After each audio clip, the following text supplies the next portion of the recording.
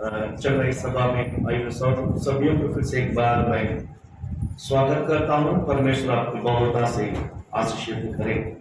पढ़ेंगे लोक का रचित सुसमाचार उसका 7वां अध्याय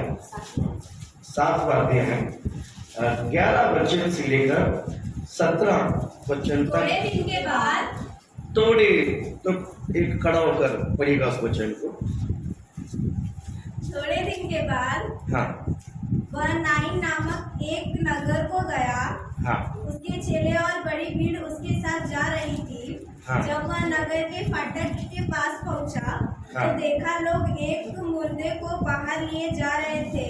हाँ। जो अपनी माँ का एक लौता पुत्र था। हाँ। और वह विधवा थी। हाँ। और नगर के बहुत से लोग उसके साथ थे। हाँ। उसे देखकर प्रभु को तरस आया और उससे कहा, मत रो। तब उसने पास आकर अर्थी को छुआ और उठाने वाले ठहर गए। तब उसने कहा, हे जवान, मैं तुझसे कहता हूँ, उठ। तब वह मुर्दा उठ बैठा और बोलने लगा। उसने उससे उसकी माँ को सौंप दिया। इससे सब पर भय छा गया और वे परमेश्वर की बड़ाई करके कहने लगे, हमारे बीच में एक बड़ा भविष्यद्वक्ता उठा है और परमेश्वर ने अपने लोगों पर कृपा दृष्टि की है। और उसके विषय में यह बात सारे यहूदियों और आसपास के सारे देश में फैल गई। आमीन, हालेलुया। परमेश्वर आपको आशीषित करे। यहाँ पर नाइन करके एक शहर है, एक गांव है। कौन सा गांव है? बोलो कौन सा गांव है? बोलो कौन सा गांव है? कौन सा गांव है? नाइन नामक एक गांव है, एक शहर है। इस शहर में जब यीशु मसीह जब पहुंचते ही वहां से एक डेड बॉडी को लेकर आया। अगर हमारा भाषा में हम कहते हैं तो किसको लेकर आया? डेड बॉडी, मुर्दे को जलाने के लिए लेकर आया गया। मुर्दे को जलाने के लिए लेकर आया गया है। प्रभु आपको आशीषित करे। उनको बोलो फुल पैंट पहन के आना। हालेलुया, बोले हालेलुया। परमेश्वर आपको आशीषित करे और ब्लेस करे। एक शहर है, उसका नाम है नाइन। इस नाइन शहर में यीशु मसीह आने का समय वहां से एक डेड बॉडी को जलाने के लिए लेकर आते। हम लोग भी बहुत सारे लोग देखते हैं। शायद आप लोग उसको किस तरह ट्रीट करता मुझे पता नहीं, लेकिन मैं रोड पे मैं जब देखता हूँ, जब कोई एम्बुलेंस आता है या तो कोई मुर्दे को जब जलाने के लिए या गाड़ने के लिए जब लेके आते हैं, तो मैंने कई बार ऐसा मैंने देखा कि खड़ा हो जाते हैं, अपनी चप्पल को उतारते हैं और ऐसा करते हैं। ऐसा करते हुए मैंने देखा। कोई ऐसा करता है, कोई ऐसा करता है, क्योंकि चप्पल उतार देता है, कोई सिर झुकाता है, कोई मुंडी झुकाता है, फिर ऐसा करता है। इसका मीनिंग मुझे नहीं समझ में आया। अगर हम इसको ये वर्ड को अगर हम स्पिरिचुअली में हम देखते हैं, इसको वर्शिप कहते हैं, इसको आराधना कहते हैं। कभी भी आप अपनी हाथ जोड़कर सिर झुकाते हैं, उसको वर्शिप माना जाता है। उसको कैसा माना जाता है? वर्शिप, आराधना माना जाता है। हमारा सिर और हमारा हाथ जोड़ना एक ही के सामने है, यहोवा के सामने। किसका सामने? यहोवा का सामने। लेकिन शायद आप लोग ने देखा कि नहीं देखा पता नहीं, लेकिन जब रोड पे जब ये बॉडी को जब मुर्दे को जब लेके जाते हो, इसी तरह चप्पल उतार कर नमस्कार करते हैं, उसको ऐसा करते हैं। सर आप लोग ने देखा कि नहीं देखा पता नहीं, लेकिन मैं ऐसा कई बार देखा है। बट इसको जब हम देखते हैं, ये बाइबल में नया नियम में कहीं पर भी ऐसा प्रभु ने लिखाइश नहीं। जब मैंने उसको पुराना नियम में थोड़ा सा उसको ढूंढा कि ऐसा कोई है ही था, ऐसा कुछ निशानी था क्या, कुछ कारण था, तो लेकिन पुराना नियम में कुछ ही क्या बोलते हैं शब्द, पुराना नियम में इसको लेकर कुछ ही विजन, कुछ कार्य है। मैं वो थोड़ा सा आपको मैं दिखाना चाहूँगा। देखिए, जब बड़ा भीड़ है बड़ा भीड़ है और यीशु मसीह के पीछे चेला का भीड़ है, इस मुर्दे के बीच में घाव वाले का भीड़ है, दोनों के बीच में एक बड़ा भीड़ है। जब यीशु मसीह आया है तो उस बॉडी को देखकर, मुर्दे को देखकर झुका नहीं है और साइड भी हटा नहीं है, साइड भी हुआ नहीं। हम देखते हैं रोड पे कोई मरता है ना, जो बॉडी लेकर आता है ना, या तो चप्पल उतार कर उसको नमस्कार करके आराधना हो जाता है, तो फिर वो एकदम ऐसा साइड होकर जाता है। पता, कभी कभी सामने से आता है, गली चेंज कर लेता है, रोड ही चेंज कर लेता है। यहाँ से आता है ना तो तुरंत न्यूटन मार के निकल कर दूसरा वजह से अपने काम ले। कोई बोलता है हम कुछ अच्छा काम के लिए जाते हैं, देखो ये क्या हो गया, आज काम बिगड़ गया, आज काम बिगड़ गया। इसी तरह के मैंने कई बार ऐसा सुनते हैं। लेकिन इसको जो पवित्र शास्त्र के अनुसार मैं आप पे कुछ बात में बताता हूँ। यीशु नाइन की शहर में आया और इस नाइन जो गांव है कफरनहूम से लगभग 20 किलोमीटर का है। जब हम पवित्र शास्त्र में हम देखते हैं, कभी भी कफरनहूम करके क्या बोलते हैं गांव को हम बार बार पढ़ते हैं। इस कफरनहूम में और नाइन के बीच में प्रभु ने बहुत मिनिस्ट्री की है, बहुत सारा सेवकाएं किए हैं। ये दोनों ऐसा चित्र है कि परमेश्वर का पैर हर इंच पर लगा हुआ है, हर मिट्टी पे लगा हुआ है। प्रभु आपको आशीषित करे। यहाँ पर इस नाइन शहर में जब यीशु प्रवेश करने लगा या यीशु प्रवेश किया है, तो वहां पर से एक बॉडी को, मुर्दे को जब लेकर आया है, हाथ आते और यीशु साइड हटा नहीं, वो जगह पर ही खड़ा है, वो जगह पर ही खड़ा है और वो सामने आने के लिए इंतजार कर रहे हैं। और आते आते एकदम क्या बोलते हैं, उस आरती के सामने जाकर खड़ा हो गया, इस बॉडी को सामने जाकर क्या हो गया, खड़ा हो गया। और बाइबल कहता है यीशु मसीह ने उस आरती को क्या किया है, छुआ। उस आरती को क्या किया, छुआ। उस डेड बॉडी को लेकर आने वाले क्या बोलते हैं, लाठी बेटी बांध कर उसको लेकर आते, उसको आरती बोलते हैं। उसको क्या किया है, छुआ। उसे क्या किया है, उसे छुआ तो ले जाने वाले वहां पर ठहर गया, ले जाने वाला वहां पर क्या हो गया, ठहर गया। मैं आपको थोड़ा सा पवित्र शास्त्र में पुराना नियम को थोड़ा सा बाइबल में मैं आपको लेके जाना चाहता हूँ।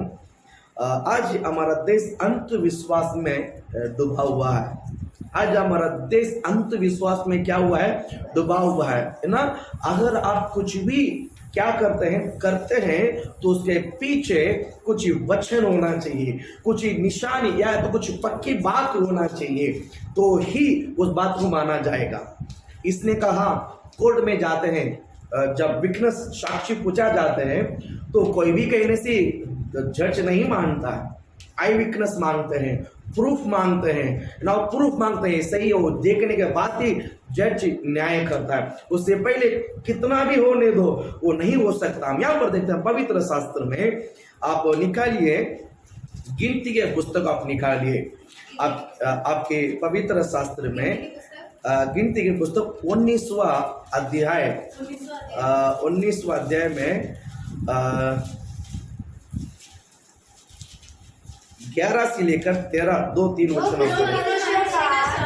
जो किसी मनुष्य का, 7 दिन तक अशुद्ध धीरे रहे। धीरे, जो किसी मनुष्य का शव जो किसी मनुष्य का शव छुए वो 7 दिन तक अशुद्ध रहे, वो 7 दिन तक क्या रहेगा, अशुद्ध। मैं कहता हूँ, बाइबल कहता है, मैंने कहता हूँ, बाइबल कहता है, जो शरीर डेड बॉडी को, मुर्दे हुए इंसान को जब कोई छूता है वो 7 दिन तक वो क्या करता है, अशुद्ध ठहरा जाता है, अशुद्ध ठहरा जाता है। इसीलिए पुराना नियम में हम देखते हैं, पुराना जमाने के लोग जब कोई मुर्दे को लेकर आते हैं, डेड बॉडी को लेकर आते हैं, तो उसके सामने हाथ जोड़ते हैं, सिर झुकाते हैं, चप्पल उतारते हैं और उसको पूजा भी करते हैं। सो क्या करते हैं, बहुत करते हैं। लेकिन बाइबल क्या करता है, वो अशुद्ध है, डेड बॉडी को छूना अशुद्ध है। फिर लेके कैसा जाएगा, उसको जलाएगा कैसा, उसको गाड़ेगा कैसा। ठीक है भैया, कोई मर जाता है तो क्या करता है, उसको उठाना तो चाहिए, नीलाना तो चाहिए, कपड़ा तो पहनवाना चाहिए। ये सब कौन करेगा? ये सब कौन करेगा? ऐसा बात जब आते, ये सब याजक करता है। ये सब क्या करता है? याजक, यानी यहूदी लोगों का एक नियम है। यहूदी लोगों का एक नियम है। वो नियम ये है, जो उसको छू रहा है वो 7 दिन तक अशुद्ध ठहरेगा। बाइबल कहता है 7 दिन तक अशुद्ध ठहरेगा। तो फिर वो क्या करना पड़ेगा?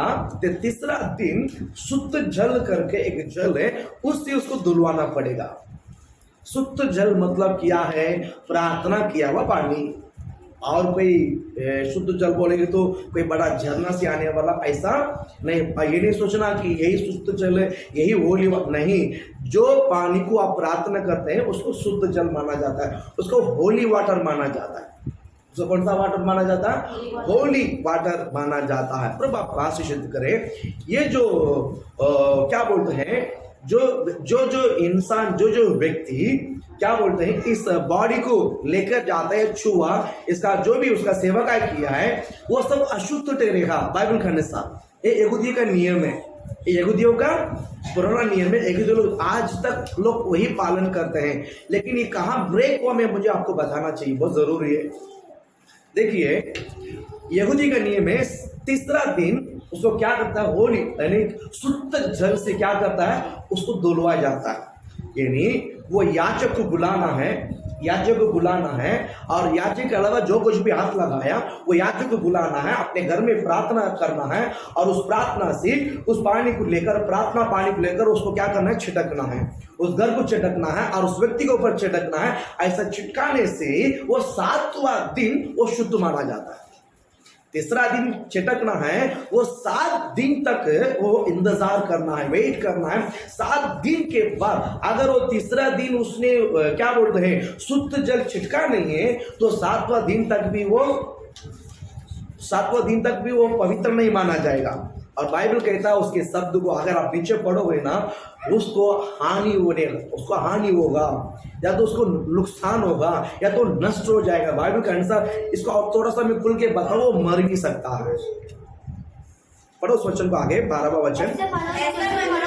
ऐसा मनुष्य तीसरा दिन उस जल से पाप छुड़ाकर अपने को पावन करे, और 7वां दिन शुद्ध ठहरे।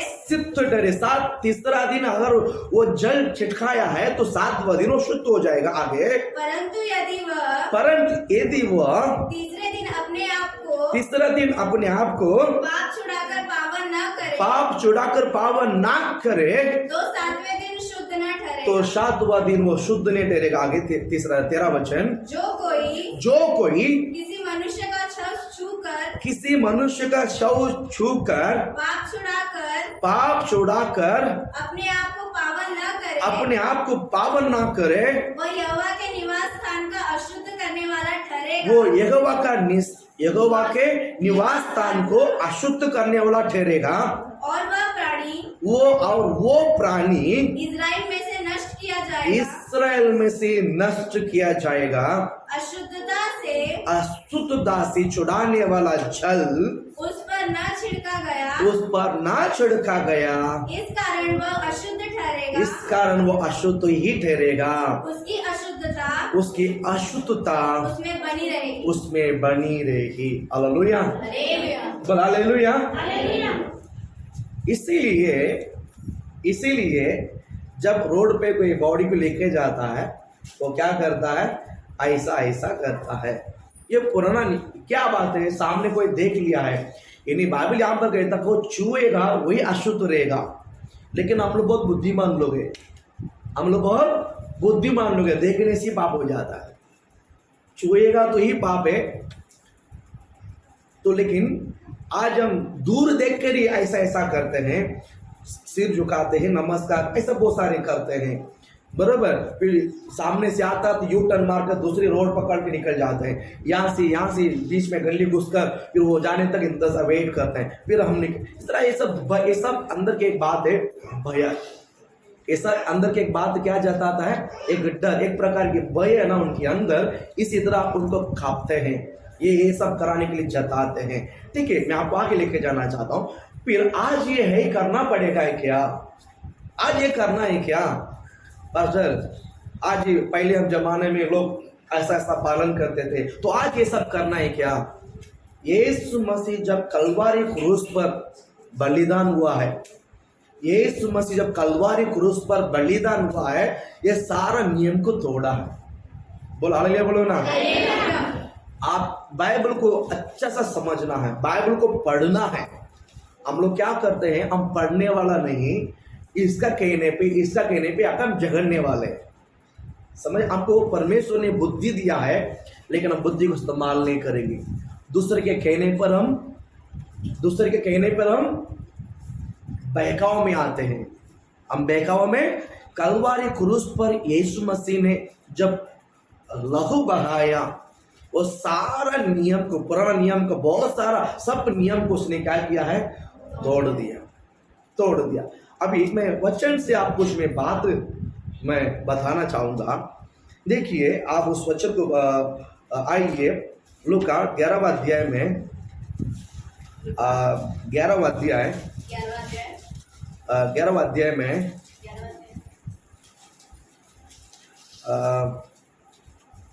12 वचन को हम पढ़ेंगे। यह अड़वा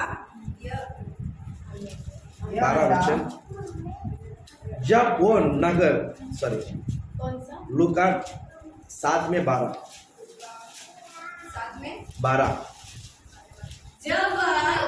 जब वह नगर के फाटक के पास पहुंचा, नगर के फाटक के पास पहुंचा तो देखा लोग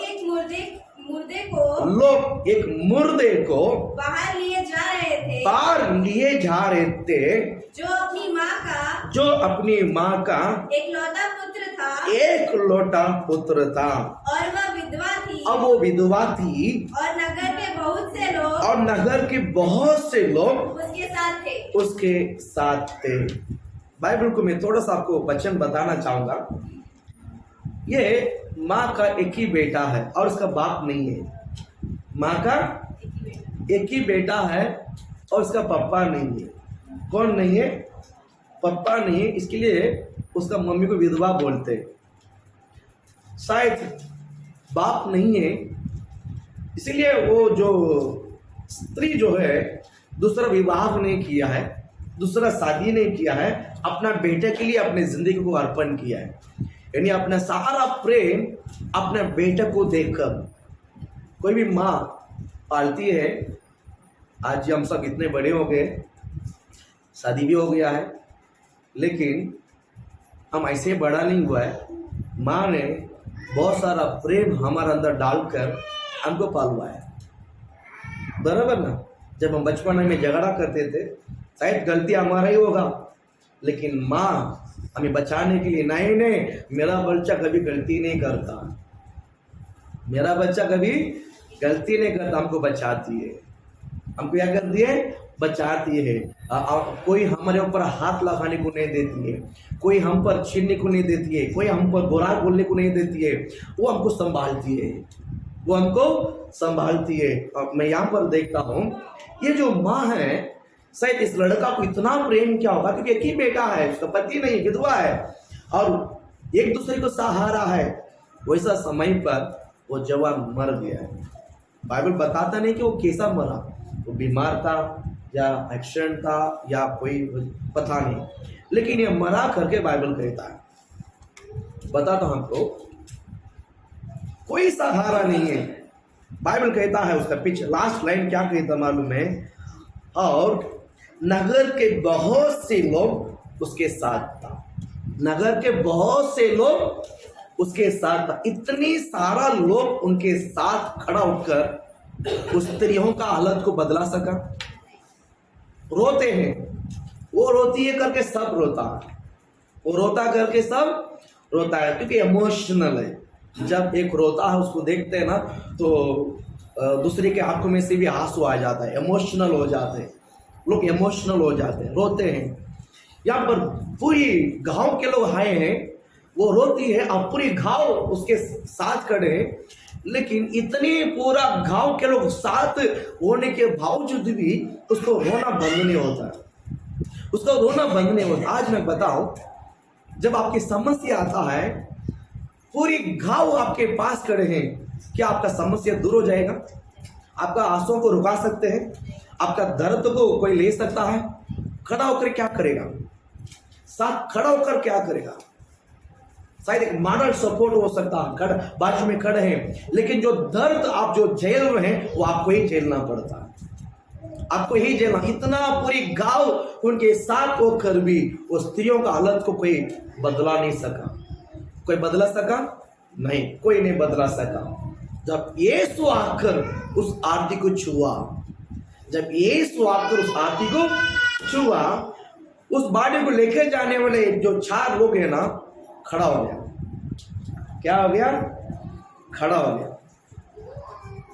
खड़ा हो गया। और आगे बढ़ो उस वचन को। उसे देखकर प्रभु को तरस आया। प्रभु को तरस आया। प्रभु को क्या आया? तरस। इस जो लूका पुस्तक जब लिखा हुआ एक व्यक्ति है, एक वैद्य, एक डॉक्टर है। कौन है ये? कौन है? डॉक्टर है। आप डॉक्टर को स्वभाव आप देखा आपने कभी? डॉक्टर का स्वभाव आपने कभी देखा? डॉक्टर के पास आप जाएगा ना, वो बहुत नम्रता से बात करता है। वो हमारा हालत को देखकर ही उसको दया आ जाता है, हमारा चेहरा को देखकर उसको क्या आ जाता है। जो बीमारी व्यक्ति जब डॉक्टर के पास जाता है, एकदम मुंह छोटा करके जाता है। कोई सीधा जाता है, कोई ऐसा जाता है, कोई ऐसा जाता है, कोई छोटा मोटा के लेके जाता है। ये जो अलग को देखकर ही डॉक्टर क्या होता मालूम है? दया आता। डॉक्टर क्या आता है? इसके लिए वो डॉक्टर है, इसके लिए वो डॉक्टर है। इंजेक्शन उसको डालना है, इंजेक्शन देने के लिए मनाएगा वो, कुछ ही नहीं होगा। हल्का सा मुंगी काटने जैसे होगा, वो मना कर आपको इंजेक्शन देगा। दया इसके लिए। आप गुस्सा वाला डॉक्टर देगा, हाय अपना होता है, हो गया, चल हो गया जा। डॉक्टर ऐसा नहीं होता, डॉक्टर ऐसा नहीं। डॉक्टर दया करता, दया करता, क्या करता है? दया करता है। उसको बीमारी ठीक होने तक क्या बोलते हैं, बार बार इंजेक्शन देख कर क्या करता है मालूम है? आपको ठीक कराता। ये डॉक्टर का स्वभाव है। इस लूका पुस्तक लिखा हुआ एक व्यक्ति भी एक डॉक्टर ही था। परमेश्वर के आत्मा इनके अंदर से बोलता है, उसने वैसा लिखा है। इसके लिए बाइबल कहता है उसे देखकर प्रभु को क्या आया? तरस आया। उसे देखकर क्या आया? तरस आया, तरस आया। 7 लोगों को मैं खड़ा करके 7 शब्द बोलूंगा, सब अलग अलग लैंग्वेज यूज करेंगे, सब अलग अलग लैंग्वेज यूज करेंगे। यहाँ पर क्या बोलते हैं? लूका देखकर तरस करके बाइबल में लिखा हुआ है। मत्ती इसमें में इसी सब सब्जेक्ट में मत्ती में देखते हैं ना, मत्ती क्या बोलता मालूम है? बीमारी को चंगाई करो, बीमारी को चंगाई करो। अंधे देखते हैं, लंगड़ा चलता है, गूंगे क्या बोलते हैं? बोलता है, बहरा सुनता है, डायरेक्ट बोलता। वो मतलब डायरेक्ट प्रभु से जो पाकर डायरेक्ट बोलता है। लेकिन इस बात को वो एक्सप्लेन करता है, तरस खाता। परमेश्वर क्या करता है? तरस खाता। इस बात को मैं रेवलेशन प्रकाशित वाक्य पुस्तक में देखिए, प्रकाशित वाक्य 5वां अध्याय में आप देखोगे ना, 5वां अध्याय में मैं बताता हूँ। इस वचन को लिखा हुआ यूहन्ना है। इस वचन को लिखा हुआ प्रभु के दास कौन है? यूहन्ना है। ये 12 चेला में से एक चेला है। 11 चेला मर चुका है, 11 चेला मर चुका है। लास्ट चेला है, उसके नाम है यूहन्ना है। बपतिस्मा देने वाला यूहन्ना नहीं है, ये प्रभु का 12 चेले में से एक है, उसका नाम यूहन्ना है। वो ये यूहन्ना है, उसका चेला है, वो उसका चेला है। और बतमू टापुस में बंदी में था। बतमू टापुस में ये जो चेला क्या था? बंदी में था। और ये बतमू टापुस में जब सो रहा था, बंदी में था, इसकी आत्मा रूपांतर होकर परमेश्वर के सिंहासन में खड़ा होकर, इन्हें इसकी आत्मा रूपांतर होकर सिंहासन में जाकर वहां वो लोगों को देखा। इस बात में आपको मैं एक्सप्लेन करता हूं। रूपांतर आत्मा कैसा होता है मेरा शरीर इधर रहेगा, मेरी आत्मा स्वर्ग में रहेगा। मेरा आत्मा उसको बोलते रूपांतर, मैं आत्मा निकल जाता है। हालेलुया। नहीं जाता है, नहीं जाता है। आप यहाँ सोया रहेगा, गाँव को आपकी मम्मी को देखोगे, आपका घर को देखेगा सपना में, नहीं देखता है क्या? कोई अच्छा ने आपका गला दबाते वक्त देखेगा, फ्लाइट में चढ़ते वक्त देखेगा, ट्रेन में आप तक यात्रा करते वक्त दिखाई देता, सपना दिखाई देता है कि नहीं दिखाई देता है? आप यहाँ हैं लेकिन वहां कभी गया है, आत्मा रूपांतर होता है। हम यहाँ पर देखते हैं इस यूहन्ना जब बदमू टापुस में था, इसका आत्मा रूपांतर होकर सिंहासन को देखा। क्या देखा? सिंहासन को देखा। सिंहासन में एक सिंहासन में बैठा हुआ एक दाहिने हाथ में एक किताब है। एक क्या है? किताब है। उस किताब में अंदर और बाहर, भीतर और बाहर बहुत कुछ लिखा हुआ है। लिखाकर उसमें क्या बोलते हैं, मोहर लगाकर बंदी करके रखा हुआ है। इसी तरह एक सपना उसने देखा। किसने? यूहन्ना ने देखा। यूहन्ना ने देखा और यूहन्ना ये देखकर और दूसरा कुछ, और उसके बाद और अब से देखकर ऐसा नजर को हटाते वो एक फिर से स्वर्गदूत को देखा, एक बड़ा भयंकर स्वर्गदूत को देखा और देखकर क्या बोलते हैं, इसको कौन तोड़ेगा? इस मूर्त को कौन तोड़ेगा? तोड़ने के लिए योग्य कोई नहीं है। इस मूर्त को तोड़ने के लिए योग्य कोई नहीं है, योग्य नहीं है। इस रूम के अंदर आने के लिए बात ताला है, वो ताला खोलेगा तो ये अंदर आ सकते हैं, ताला खोलेगा तो ये अंदर आ सकते हैं, बरोबर। और उसी तरह एक किताब है, पुस्तक है, उसमें भीतर बार लिखा हुआ है और उसमें बंद यानी मोहर लगाकर बंदीकरण सील किया हुआ है। गवर्नमेंट सील को कोई तोड़ सकता है? आपके घर को गवर्नमेंट ने सील किया है, क्या बोलते हैं, अच्छा पट्टी बांधकर ऊपर सीसी लगा के चला गया है गवर्नमेंट। आप उसको खोल के देखिए, दूसरा दिन आप जेल में रहोगे। सही बात है कि नहीं? सही बात है कि नहीं? ये यहाँ का नहीं, ये सिंहासन को देखा, उसे कोई नहीं तोड़ सकता है। परमेश्वर ने जिस किताब को मोहर लगाकर बंद करके रखा है, उसे कोई तोड़ नहीं सकता है। वैसा सिचुएशन पे यूहन्ना कहता है कोई तो तोड़ना है, कोई तो उसको क्यों इसको तोड़ने के लिए यूहन्ना प्रार्थना किया है, मैं बताता हूं। सारा चेला मर गया है, सारा चेला यीशु मसीह का 12 चेले में से 11 चेला मर गया है। एशिया में बहुत सारे विश्वासी थे, एशिया में बहुत सारे विश्वासी थे कि उनको पता है कि सब चेला मर गया है, यूहन्ना अभी भी जीवित है, यूहन्ना अभी भी जिंदा है। यीशु मसीह के दूसरा आगमन क्या है, परमेश्वर क्या चाहता है, प्रभु की विजन क्या है, प्रभु आगे लोगों के साथ क्या बोलना चाहता है।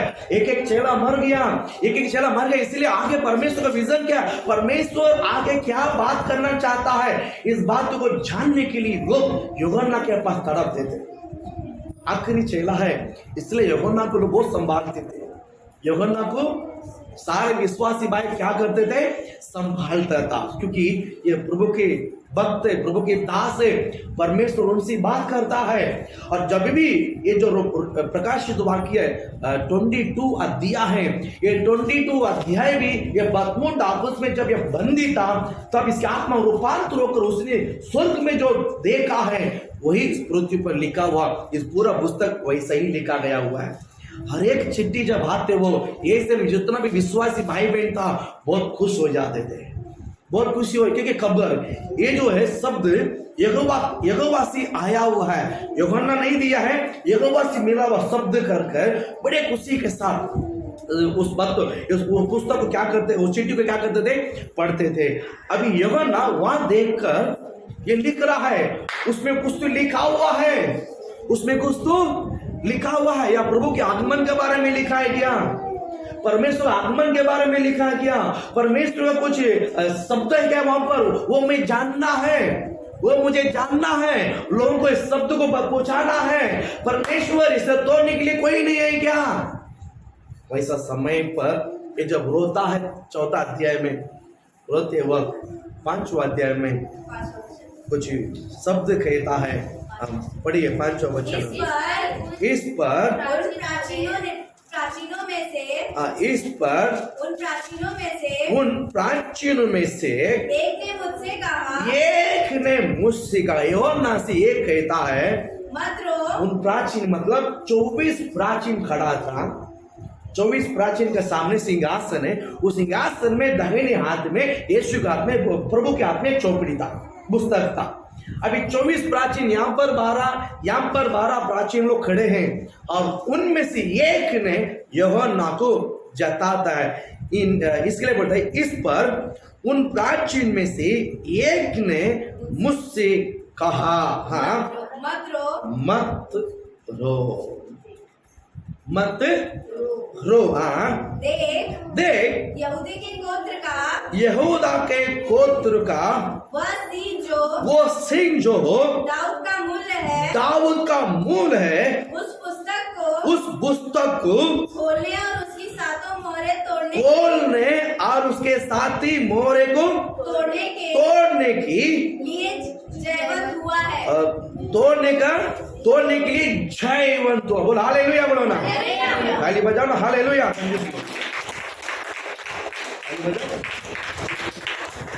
प्रभु कहाँ से सिद्ध करे, हालेलुया।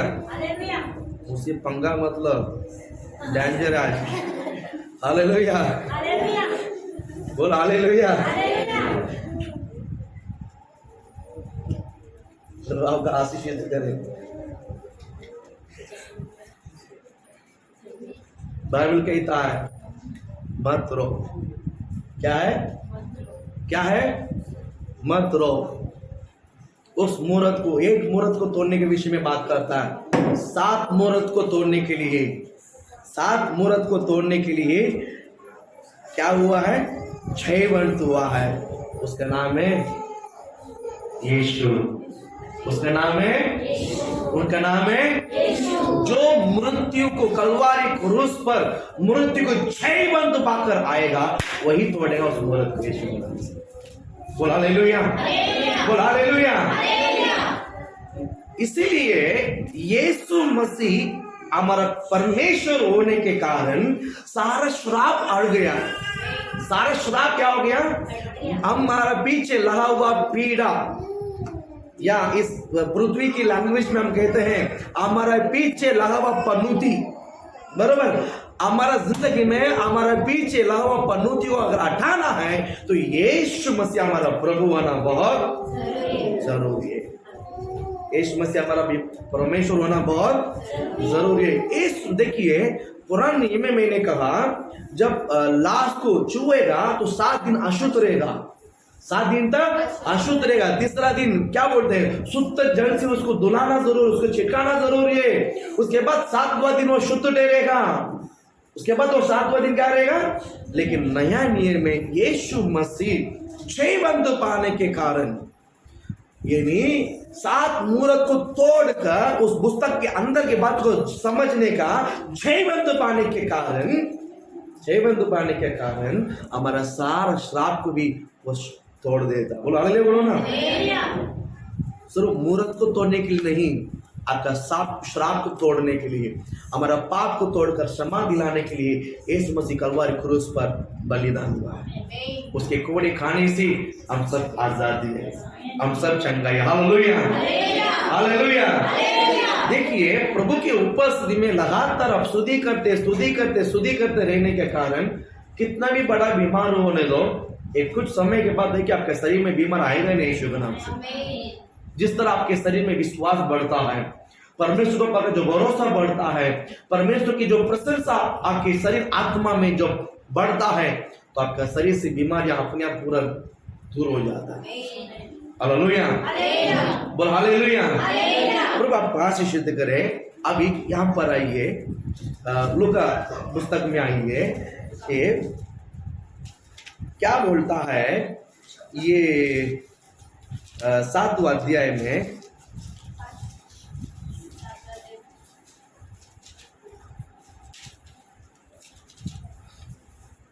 हाँ 14 वचन का पढ़ेंगे। तब उसने पास आकर आरती को छुआ और उठाने वाले ठहर गया। तब उसने कहा हे जवान, ये जवान मैं तुझसे कहता हूँ, मैं तुझसे कहता हूँ उठ। तब वह बस रुको, मैं तुझसे कहता हूँ उठ। कौन किसको देखकर बोलता है?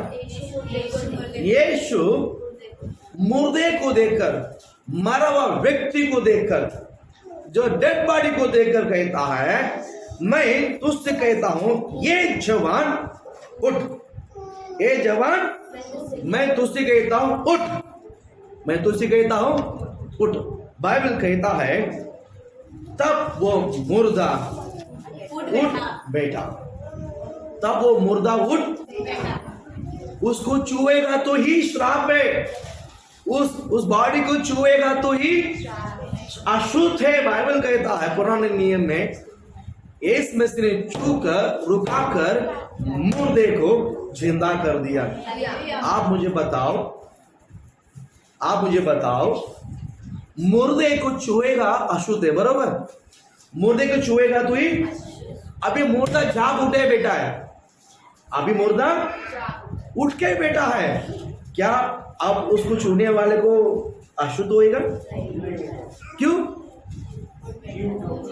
मरे को क्या कर दिया है? जी उठा दिया है, वो उठ के बेटा है। क्या उठ के बैठने के बाद वो शराब उसके पीछे आएगा? इसलिए कहता हूं यीशु मसीह को स्वीकार करो, सारा शराब दूर हो जाएगा यीशु के नाम से। ले बोलो ना, बोला हालेलुया। आप जिसको शराब कहते हैं, आप जिसको पाप कहते हैं, परमेश्वर आने से सब बदल गया यीशु के नाम से। हालेलुया। इसलिए किसी भी व्यक्ति को देखकर, किसी भी स्त्री को देखकर, किसी भी बच्चे को देखकर ये पाप, ये अशुद्ध है मत बोलो। जब यीशु आता है, कितना भी बड़ा पापी होने दो, वो पवित्र हो जाता है। हालेलुया। मुर्दे उठकर भिड़ सकता है तो परमेश्वर अशुद्ध को क्यों शुद्ध नहीं बना सकता है? बना सकता है ना। प्रभु आपका आशीष करे। देखिए मैं कहता हूं ये पूरी घाव उनके पीछे था, पूरी घाव उस स्त्री के साथ में था, कुछ कर पाया नहीं। यीशु आने से ही उस स्त्री का हालत बदला। यीशु आने से उस स्त्री का हालत, मैं आपको भी बताना चाहूंगा, जिंदगी में अगर आपका हमारा हालत बदलना है तो हमारा जिंदगी में कौन आना चाहिए? बोलो, जिंदगी में कौन आना चाहिए? यीशु आना चाहिए। यीशु के बगैर हमारा जिंदगी में श्राप को कोई भी दुला नहीं सकते। किधर भी ऐसा जल नहीं है कि मैं पाप धोकर शुद्ध करूं, नहीं। यीशु के नाम से ही हमारा पाप मुक्ति होता है, यीशु के नाम से ही हमारा श्राप मुक्ति होता है, छुटकारा मिलता है या चंगाई मिलता है। कहीं पर भी डूबने से, कहीं पर भी कितना दूर चल के जाने से हमारा पाप क्या बोलते, श्राप क्षमा नहीं होता है। मैं जैसे 10 किलोमीटर चल के गया, इसके लिए मेरा पाप क्षमा हो गया, बोल सकता है क्या? मैं 10 किलोमीटर चल कर गया तो गया है, लेकिन मेरा अंदर तो बदला नहीं ना। मैं 10 किलोमीटर चला लेकिन मेरा विचार बदला, मेरा सोच बदला, मेरा अंदर का जो भीतर का जो गंदा वो बदला नहीं, तो कैसा शुद्ध होगा? मैं शुद्ध जल करके दुनिया में कहता है मैंने उसको ऊपर डुबकी मारा, लेकिन मेरा मन तो बहुत अशुद्ध है, तो मेरा मन कैसा शुद्ध होगा? मेरा मन कैसा शुद्ध होगा? अगर भीतर शुद्ध करना है तो जो शुद्ध कर सकता है उसी का पास जाना है, उसका नाम ही यीशु है, जो मुझे शुद्ध कर सकता है। हालेलुया, बोले हालेलुया। प्रभु आपको आशीषित करे, है ना। आज ही यीशु मसीह ग्रहण करने के बावजूद भी बहुत लोग कितना किलोमीटर चल के जाते हैं, ये करते हैं, ऐसा करने से कभी मुक्ति नहीं मिलता। हालेलुया, बोले हालेलुया। देखिए परमेश्वर